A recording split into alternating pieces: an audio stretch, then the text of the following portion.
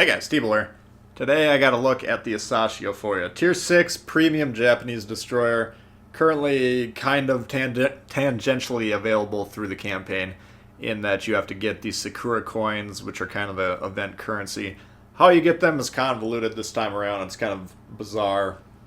Wargaming did say a couple days ago that no, it's not possible to get enough Sakura coins to get the Asashio for free. How close you can get, I don't personally know. If you do know in the comments, leave something below so people can check that out. I'm guessing you can get fairly close, but you'll still have to buy some super Santa crates or whatever they're called, the ones that give the Sakura points, and then go from there. So my advice, if you're interested in this ship, save all the Sakura until the end of the campaign, see where you're at, and then weigh your options. And they said they'll re-release the ship down the line if you don't get it this time. Doesn't mean it's going away forever, so just keep that in mind when you're weighing your options. Asashio's kind of Kagero-esque. It has the same torpedoes set up, 2x4s. You can see the consumable on the right there, torpedo reload boost. You hit that, your torps will be reloaded in 8 seconds, no matter where they are in the reload cycle.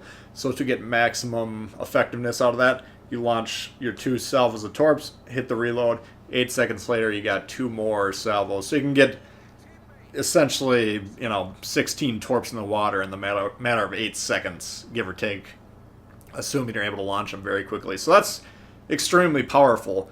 Now, I haven't been able to get into positions consistently. I played about 10 games or so. This is an early impressions video of this ship, like I normally do when I get new premiums.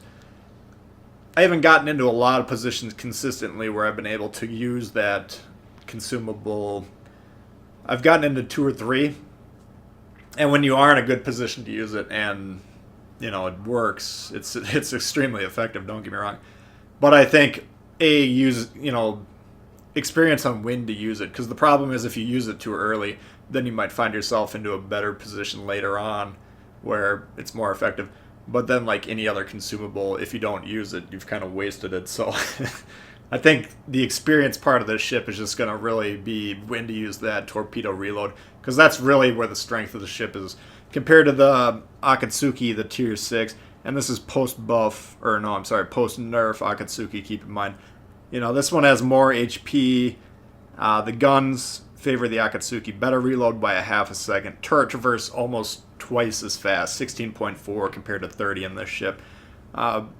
Damage, same guns and everything. So gun performance much, much better in the Akatsuki. And the guns, a lot of people underrate the Akatsuki's gun performance. So it really is pretty good guns on that ship. This one, not so much. Really, actually kind of bad guns. Torps, they reload about 21 seconds slower on the Asashio than the Akatsuki. A little bit more damage, about 350 more on this ship. Same range, same speed. Reaction time, about a second better on this though, because the visibility is cut down. I think the visibility was boosted on the Akatsuki Torps as part of the nerf to that ship. I might be wrong, but I did have to adjust my reaction time numbers when I was updating my stats tonight on that ship.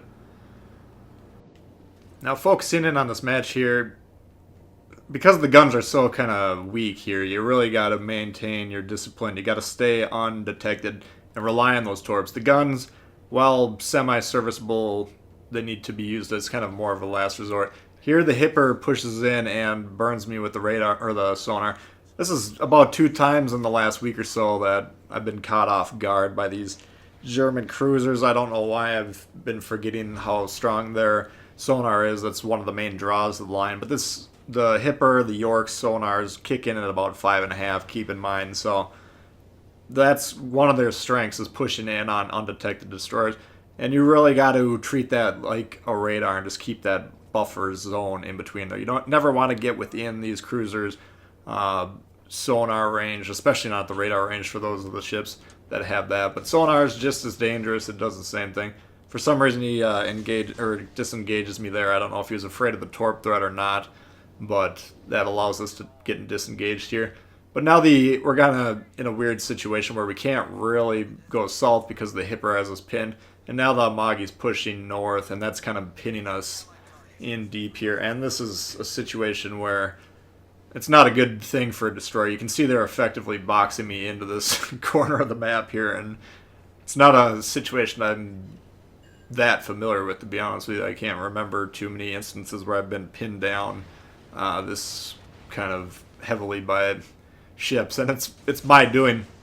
It's kind of what you got to be thinking about when you're playing destroyers, is just maintaining that. You got to watch that blue line on the map like a hawk. Make sure they don't even get close to that, and if they're coming in towards you, you just got to hightail it and go the other way. So we're trying to get the torps down, hit this guy, slow him down with whatever we can here. We do get a flood that looks like it's sticking. Now, in addition to the flood damage, which everyone's very familiar with because it is obvious, when you're flooded, it sucks, but you're visually reminded of it. And when you've hit someone with a flood, you get continuous damage like this. But what you don't think about all the time is that really cuts the speed of that ship way down. So I'm trying to use that ongoing flood and the knowledge that I should be quite a bit faster than that ship now. Trying to cut back the other way and just get the heck out of there. Speaking of maneuverability, the knot goes the Akatsuki. Here we got about 3 knots, actually over 3 knots faster in the Akatsuki. Turn radius the same, rudder shift 0.4 shorter on that ship than the one I am. Here we get proxy spotted though, and this is when the battleships, again, tier 6, tier 7 battleships, when they get within 3 kilometers of you, that's usually when you get proxy spotted, assuming they've upgraded their mods, because there's only one option for tier 6 and 7 battleships to have in their 3rd mod slot. That's that target acquisition mod, which increases your range of guaranteed spotting by 50%. Put differently, normally you proxy spot every ship that's within 2 kilometers of you. If they're within 2 kilometers, you automatically see them. Battleships, tier 6 and 7, they automatically spot you within 3 kilometers. So they do have a bit of an advantage when they're pushed in through smoke there. That's how we got spotted there. But you saw the guns. Now, we did have that ongoing flood, but combine that with the guns, we were able to take them out. So the guns aren't completely worthless. But the reload and the bad turret traverse means you're not going to want to rely on them in the Asashio. And you're not. This is not a destroyer dueler. It's not a counter destroyer type of a ship. Keep that in mind. Alright, so I picked this game for 2 reasons. Number 1, it ends up being a solo warrior. It's a ridiculous solo warrior. I think most solo warriors are ridiculous. Solo warriors, when you win the game, when you're the last ship on your team and there's 4 remaining on the enemy team. So we'll see how that happens. Number 2, though, this right here is an inflection point that I thought was interesting. I'm sailing under the plane on purpose, by the way. I'm trying to shoot it down. I'm trying to test the AA is actually what I'm trying to do. It's a bad AA system, in case you're wondering. But initially, I was going to go defend my team's base. That's my instinct. That's how I prefer to play the game. I think you're going to have more success defending your base than you are attacking the base. Someone on my team pinged the base, the enemy base, and go capture it. So I was like, all right, I'm game. Let's try this. And that changed my mind. But this is a good situation where, if you analyze the game, the reason I agreed to it is because I looked at the map and I thought, all right, this is actually viable. They only have 1 ship in the vicinity. It's a battleship. Battleship versus destroyer. And right there you saw why you don't want to get spotted, because we actually almost did get shot. And I don't want people to know that we're attempting to capture the base.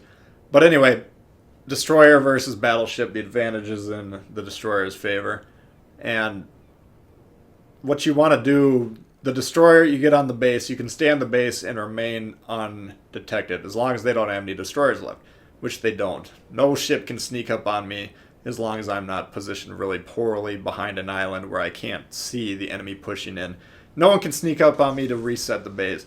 So that's a huge advantage that the destroyer trying to cap has.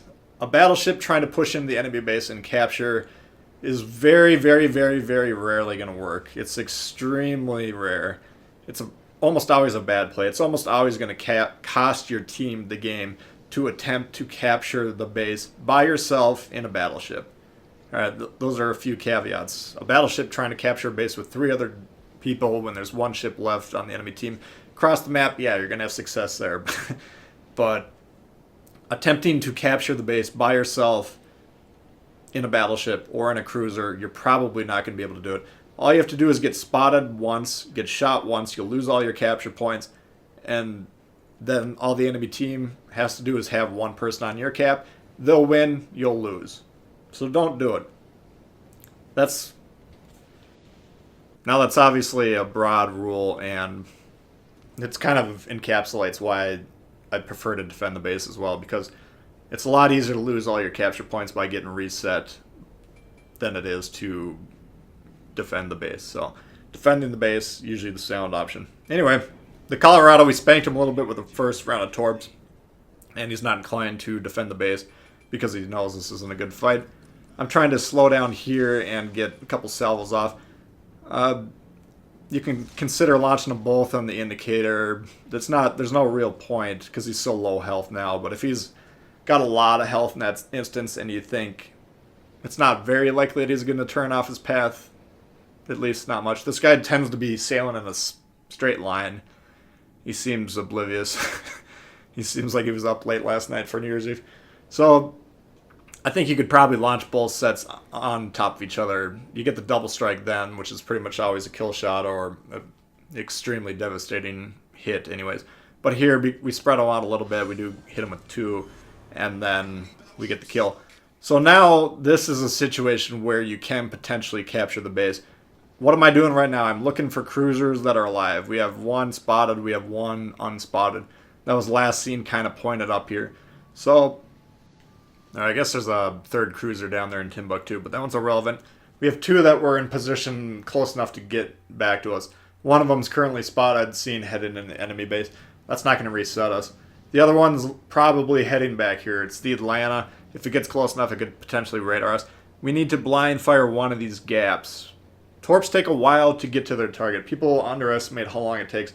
If I wait till the target's going to be spotted, he might be able to close in on me before I can respond and actually shoot me, which resets the game, which should lose us the game. So I'm blind firing one of these gaps. Now there's 2 actual gaps in between the islands, and then there's the outside edges, the islands on the end. But what's going on? Someone we suspect or we're trying to defend against a ship that may be coming back to defend the base. What is the strategy people almost always employ when they're trying to get somewhere in a hurry? They go from point A to point B in a straight line. That's the quickest way there. That's the shortest time to get there. So we're just analyzing the map, saying if he was roughly where he was when he was last spotted, which is our guess, and he's coming towards us, which one of those gaps is a straight line for him, or closest to the straight line. We pick that one, and we launch the torps. Torps take a while to get to the targets. Don't hold on to the shots. I see people trying to torp ships. It'll tell you when you're locked in on a ship. One of the numbers on the aim indicator at the top is time to target, and it'll tell you 50 seconds to the target. And if that's the case, and you're trying to prevent them from coming at you within the next 20 seconds, there's no point in torping at that point. So we got to get the torps down. And you can see the Atlanta was actually in the gap that we predicted he was going to be in. He just wasn't quite as close to us as we thought. But that's the kind of goal there, is throwing that wall of torps down to screen out that ship. Now, we're going to get the Solo Warrior because we're the last ship alive for like 3 seconds against 4 ships on the enemy team. So, like I said, ridiculous Solo Warrior, but that's basically how you get one. And that's going to do it for this one. If you did like it, please hit the thumbs up. New to the channel, should consider subscribing. A lot of World of Warships coming all the time. Questions, comments, leave below. Love to hear from you. And we'll see y'all later. Alright, peace.